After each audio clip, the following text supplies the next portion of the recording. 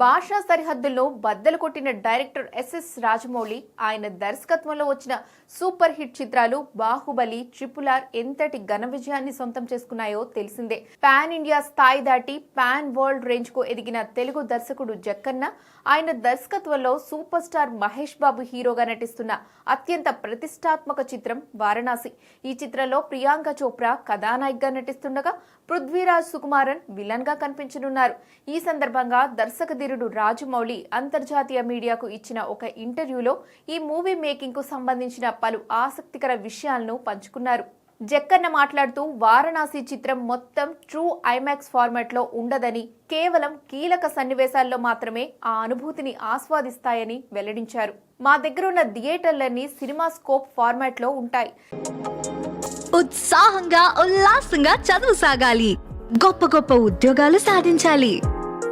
Vignan deemed to be university. ఈ మూవీని IMAX format లో తీయాలనుకున్నప్పుడు నిజంగా ఇది మాకు ఒక సవాల్ అనిపించింది. దీంతో సినిమాను ఏ ఫార్మాట్ లో షూట్ చేయాలన్న దానిపై చిత్ర బృందంతో సుదీర్ఘ చర్చలు జరిగాయి. చివరకు మొత్తం యూనిట్ అంతా ఒక నిర్ణయానికి వచ్చాం.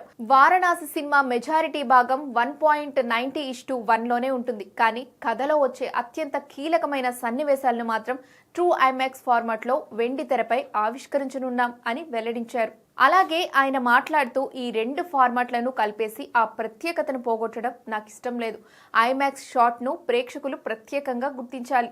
ఆ సన్నివేశాలు వచ్చినప్పుడు స్క్రీన్ నిండుగా ట్రూ ఐమాక్స్ అనుభూతిని ఇవ్వాలని నిర్ణయం తీసుకున్నాం. అది ఎంత కష్టమైనా సరే మేము చేయగలమని నమ్మకం వ్యక్తం చేశారు.